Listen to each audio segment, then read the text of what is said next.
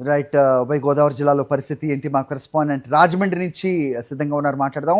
హరీష్, చెప్పండి. వినూత్నంగా స్టాల్స్ ఏర్పాటు చేసి ఏ రకంగా ప్రజల్ని మోసం చేశారో ప్రతి అంశం కూడా అక్కడ ప్లకార్డ్స్ లో ప్రదర్శిస్తూ నిరసన తెలుపుతున్న సిచ్యువేషన్ చూస్తున్నాం. పోరాటాన్ని ఉధృతం చేసినట్టుగా కనిపిస్తోంది వైఎస్ఆర్సీపీ. ఏంటి మీ దగ్గర ఇన్పుట్స్? హరీష్, నా మాట వినిపిస్తుందా?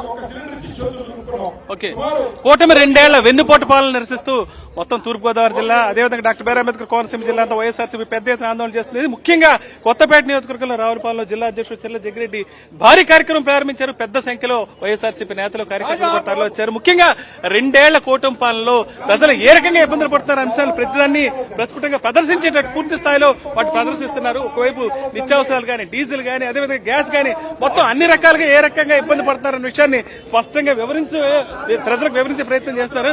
సార్, పూర్తిగా చెప్పండి, అసలు మొత్తం 2 ఏళ్ల కూటమి పాలన ఏ రకంగా ప్రజలు ఇబ్బందులు ఎదుర్కొంటున్నారు? 2 ఏళ్ల కూటమి పాలనలో మరి ప్రజలు నమ్మి అవకాశం ఇస్తే వారిని నట్టేట ముంచి మోసం చేసినటువంటి ఈ కూటమి ప్రభుత్వం ఈ రోజు ఇచ్చినటువంటి హామీలు ఏది కూడా అమలు చేయకుండా ముఖ్యంగా మరి నిరుద్యోగ భృతి 3,000 రూపాయలు ప్రతి నెల ఇస్తారన్నటువంటి చంద్రబాబు నాయుడు గారు ఇప్పటి వరకు సంవత్సరానికి మరి 36,000 రూపాయల్లో ఒక్క రూపాయి కూడా ఇవ్వకుండా ముఖ్యంగా నిరుద్యోగులకు నడ్డి విరిచి మరి ఈ రకంగా ఏదైతే కూటమి ప్రభుత్వంలో టీఎస్సీ పోస్టులు అమ్మబడునటువంటి కౌంటర్లు పెట్టి నారా లోకేష్ గారు ఇవాళ మరి ఈ యొక్క ఉద్యోగాలన్నీ అమ్ముతున్నారు. ఈ రకంగా పోస్టుకు వచ్చి 15 లక్షల రూపాయలు మరి వసూలు చేసి రిక్రూట్మెంట్ కాపీలు వారికి కావాల్సిన వారికి ఇచ్చేటువంటి కార్యక్రమం చేస్తున్నారు. గోల్డ్ మెడల్ వచ్చేటువంటి వారికి ఉద్యోగం లేదు, కానీ ఎవరైతే వారి అనుయాయులకు మాత్రం పరీక్ష రాయిపోయిన ఉద్యోగులు ఇచ్చే పరిస్థితి ఇవాళ ఈ యొక్క రాష్ట్ర ప్రభుత్వంలో ఉందని చెప్పి మనం చేస్తూ ఉన్నాం. ఆడబిడ్డ నిధి 1,500 ఒక్క మహిళకు కూడా ఇచ్చిన పాపాన పోలా. 2 సంవత్సరాలు అయింది. వారికి సుమారు 36,000 బాకీ చంద్రబాబు నాయుడు గారు ఒక్కడు కూడా ఇచ్చిన పాపాన పోలేదు. అలాగే ఉన్నటువంటి రాష్ట్రంలో ప్రభుత్వం మద్యం దుకాణం ఇది. ఈ ప్రభుత్వంలో మద్యం షాపులో ఎంఆర్పీ ట్యాక్స్ కంటే కూడా 20 రూపాయలు అదనం. నేను అడుగుతున్న ఎక్సైజ్ కమిషనర్ గారిని, సంబంధిత మంత్రిని, ఎవరైనా రేట్లు ఎక్కువ అమ్మితే వారి మీద పనిష్మెంట్ ఇచ్చే షాపు సీజ్ చేస్తారు.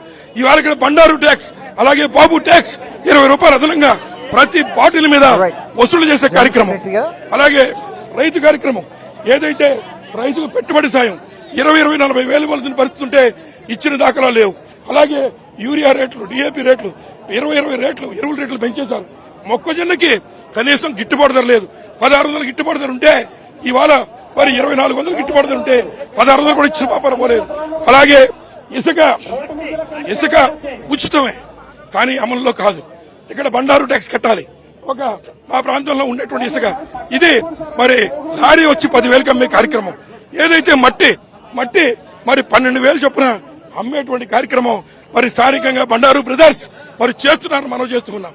అలాగే 50 సంవత్సరాలు దాటిన వారికి పెన్షన్లు మరి ఒక్కరికి కూడా కొత్త పెన్షన్ ఇచ్చిన దాఖలాలు లేవు. దాని మీద కూడా మరి యుద్ధం చేస్తున్నాం.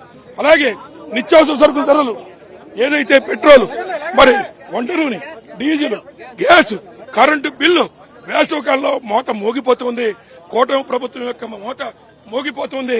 వీటి వల్ల సామాన్యుడు బతికే పరిస్థితి లేదని ఈ సందర్భంగా తెలియజేస్తున్నాం.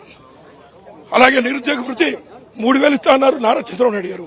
2 సంవత్సరాలు అయింది, ఇప్పటికీ ఒక్క రూపాయి ఇవ్వలేదు. పైపెచ్చు వారి మీద మీ తనయుడు అసమర్థుడు లోకేష్ వారి యొక్క జీవితాన్ని పరంగా. మరిన్ని అప్డేట్స్ కోసం ఛానల్ ను సబ్స్క్రైబ్ చేయండి. నోటిఫికేషన్స్ కోసం బెల్ ఐకాన్ పై క్లిక్ చేయండి.